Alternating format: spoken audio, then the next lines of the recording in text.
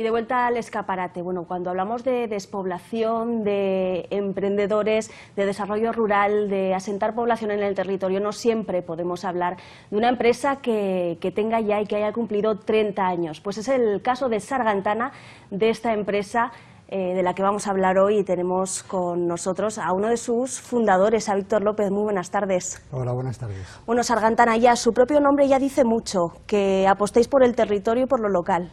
Sí, la verdad es que bueno, es un nombre que escogimos por casualidad cuando estudiábamos magisterio, pero que nos sirvió porque nos gustó. Representaba un animal de Aragón, que es la lagartija, y bueno, y nos dio un poco de marcha el poder coger ese nombre para empezar a trabajar allá por los años 80 ya.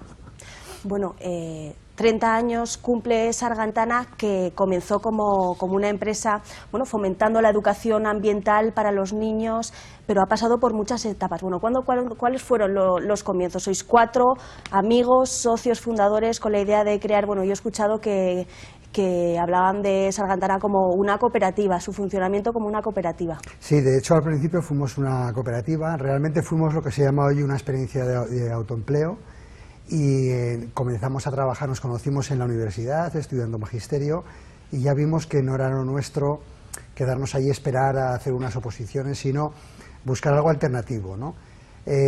Barajamos la idea de la educación ambiental, que entonces no se llamaba así tampoco, ¿no? Pero bueno, y nos fijamos en nuestro hábitat de vida normal y natural, que es el Pirineo. Por tanto, buscamos una casa, la compramos con un préstamo directo a la persona que nos la vendió, que nos costó unos cuantos años pagarla, y ahí empezamos a conseguir grupos, sobre todo de Zaragoza y alguno también de Huesca, para que en las clases hicieran lo que entonces llamamos aulas de naturaleza, que ahora ya pues es un término muy manido y muy común, ¿no? Buscábamos a los grupos, los subíamos allí, estaban una semana, hacíamos de monitores y a la vez les cocinábamos. Así estuvimos 3 años y medio, prácticamente una semana nos tocaba cocinar a 2 y otra semana nos tocaba de monitores a 2 con los grupos, ¿no? Y así fuimos avanzando y fuimos un poco haciendo cosas que hoy parecen un poco modernas, ¿no? Sensibilización hacia el despoblamiento, temas de educación para tener más respeto por el territorio, por el medio, y poco a poco fuimos un poco formándonos nosotros con la propia experiencia, y a través de esa experiencia lo que hicimos fue montar al poco tiempo una escuela de formación. Entonces ya lo que estábamos aprendiendo lo transmitíamos a otras personas que empezaron a hacer de monitores, a las cuales formábamos como animadores sociales o monitores de tiempo libre. Yo creo que también es un ejemplo de autoestima, porque hace 30 años, ahora se habla mucho, ¿no?, de emprendedores del medio rural, de intentar asentar población, pero hace 30 años no todo el mundo creía que se podía seguir viviendo en tu pueblo, en Canfrán, y llegar a tener, como habéis llegado a tener en la empresa Sargantana, más de 100 trabajadores. Sí, la verdad es que fue un acto valiente, ¿no? Y bueno, y con 20 y pocos años te comes el mundo. Yo creo que además hay que comérselo entonces, independientemente de dónde estés o cómo seas o qué es lo que hagas, ¿no? Y lo que pasa es que éramos muy decididos y también un poco imprudentes por varias cuestiones que luego nos fuimos dando batacazos también, porque la experiencia tiene de todo, tiene altos y tiene bajos, ¿no? Pero realmente sabíamos lo que queríamos y sobre todo sabíamos con quién nos metíamos, ¿no? Que ese es el valor más grande del que hoy podemos un poco presumir, ¿no? Es decir, nuestra experiencia ha tenido éxito hasta hoy, aparte o no tanto ya por el trabajo que hacemos, sino por quiénes somos los socios. Por la mayor parte de las empresas y de los emprendedores a los que hoy también nosotros asesoramos, intentamos hacerles sacar iniciativas adelante, etcétera, fracasan por la sociedad que montan entre personas, es decir, porque entre los socios acaban mal, ¿no? Nosotros eso es el valor más grande que tenemos, y eso es lo que al principio hicimos bien y que por tanto nos mantiene hoy todavía en activo. Y saber que hay que arrimar el hombro en los momentos más difíciles también. Bueno, has comenzado contándonos los principios, pues esos campamentos, educación ambiental, luego pasasteis a la formación de monitores de tiempo libre, pero habéis ido adaptándoos a las circunstancias. Fuisteis los responsables de, después de muchos años cerrada la cueva de las Huisas, ponerla en marcha y crear pues un elemento turístico de primer orden para Villanueva, por ejemplo, y como ese ejemplo otros muchos, y también en zonas rurales. Sí, la verdad es que hemos tenido muchas experiencias de ese tipo que han sido exitosas y han estado muy bien, ¿no?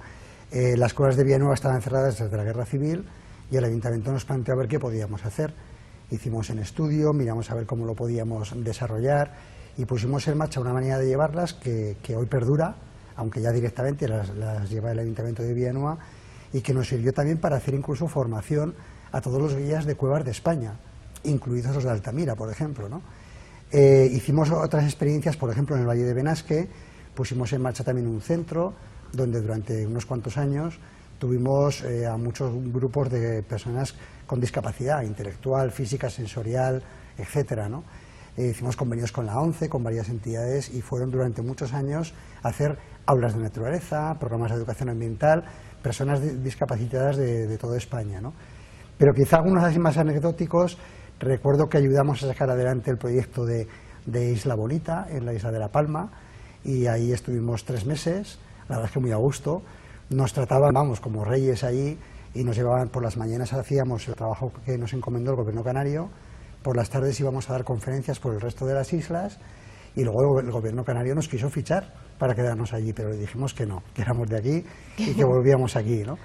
Hemos tenido experiencias muy diversas porque hemos tenido que diversificar. Vivir en el medio rural es diversificar también la actividad, no sé que ahora a través de la tecnología te dediques a algo muy concreto y te sirva por el teletrabajo, ¿no?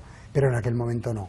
Y eso es un poco lo que hemos hecho, abrir un poco nuestro abanico de oferta e intentar con todo eso ir cubriendo la demanda que veíamos, ¿no?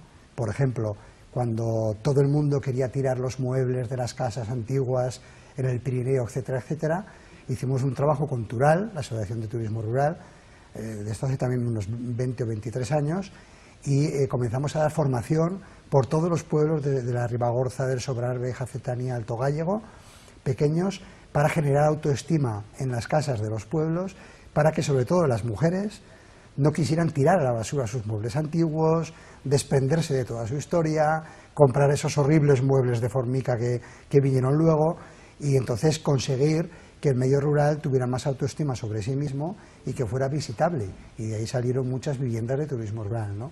Es decir, nos hemos dedicado a bastantes cuestiones que sobre todo tienen que ver con la educación, ¿no? A personas jóvenes, más adultas, y con la sostenibilidad y con vivir en el Pirineo. Eso es un poco la esencia. Es un ejemplo de compatibilizar pues tu proyecto de vida, la sociedad que quieres crear con tu trabajo y con tu empresa. Sí, y luego de aprendizaje para nosotros, porque vamos avanzando y nos vamos dando cuenta que las propias instituciones públicas, ayuntamientos, comarcas, etcétera, necesitan también de ideas y de proyectos y de financiación. Y bueno, ahora que ya es un tema que ya está también muy visto y muy manido por todos, ¿no? Los proyectos europeos, la cooperación transfronteriza, etcétera. Nosotros hace ya más de 16 años que estamos trabajando en eso, ¿no? Ese fue otro paso también para ampliar miras. Sí, otro paso el que vimos que nos formamos, fuimos a algún curso a Bruselas, a Francia, etcétera, y vimos que todo eso se podía desarrollar aquí.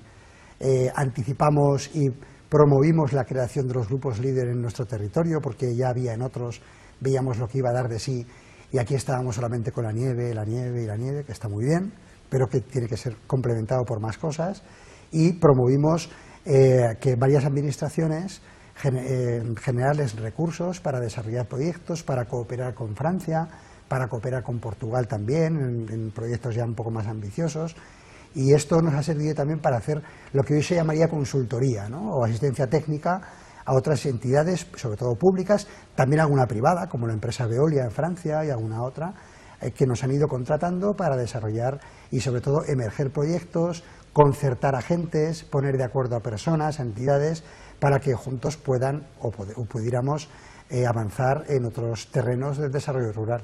¿Seguís con ese trabajo de asesoría técnica en proyectos de cooperación transfronteriza? Ahora la verdad es una de las cuestiones que más nos ocupa, ¿no? Porque ya no solamente con Francia, sino en otros proyectos más ambiciosos también, con Portugal, con otros países de la Unión Europea también, con Turquía, con Inglaterra, etcétera, participamos o generamos proyectos para nosotros o para otros que se puedan sumar fuerzas entre unos y otros agentes públicos y privados de distintos países o regiones para generar recursos que con la financiación que tú aportas y otra que viene de Europa poder conseguir determinar o desarrollar proyectos importantes en territorios, ¿no?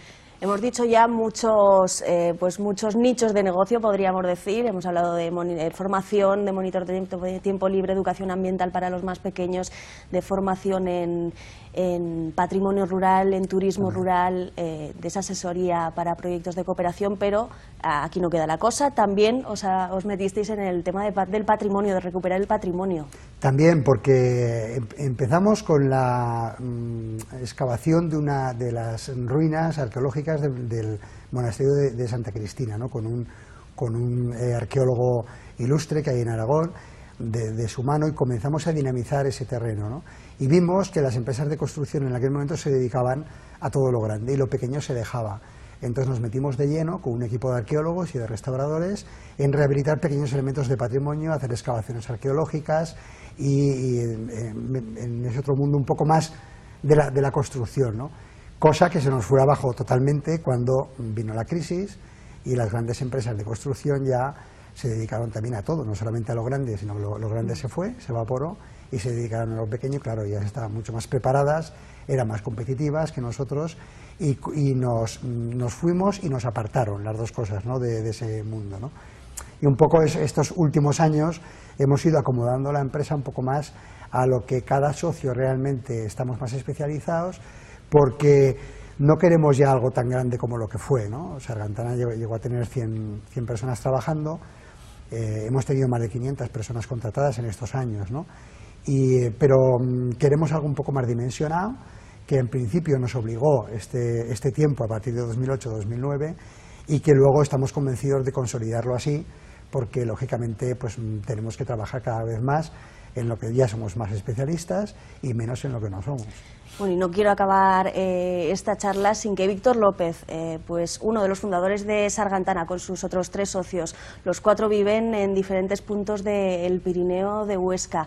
Bueno, porque tú mejor que nadie puedes decir que has querido quedarte a vivir en tu pueblo, en el territorio, en Canfrán, por ejemplo, y que se puede. Bueno, pues ¿cuál es el mensaje que mandas cuando tanto hablamos de despoblación, de la dificultad de vivir en los pueblos? El tema está claro. Yo, que soy de Canfrán, que salí a estudiar fuera como muchos otros y que luego decidí volver, puedes encontrar un poco tu empleo, tu camino, tu negocio en el medio rural. Sobre todo tenemos la suerte de que nuestro medio rural está un poco más vivo que otros medios rurales, ¿no? Entonces es bueno que también sopeses qué calidad de vida vas a tener, porque no por haber muchas personas en un sitio muy grande estás mejor, ¿no? Y realmente es una opción, como otra cualquiera, respetable, y creo que es de animar a muchas personas a que de verdad los nichos de empleo son pequeños, pero están allí, y muchas personas pueden encontrar su medio de vida en el medio rural o cerca del medio rural para un poco entre todos intentar que tengan más vida, ¿no? Y yo a las personas que duden, por lo menos, que lo investiguen y que lo tengan claro, no, pero que dude, que lo investigue y que lo pruebe, porque de verdad en calidad de vida ganará mucho. Y un ejemplo de que se puede es Sargantana, esta empresa que ha cumplido 30 años. Enhorabuena a los 4 socios fundadores. Gracias. Bueno, pues hablando de algo positivo, de que se puede hablar de emprendedores rurales y con 30 años ya de experiencia, de éxito, aunque no sin dificultades, acabamos el escaparate. Les dejamos con la información de actualidad.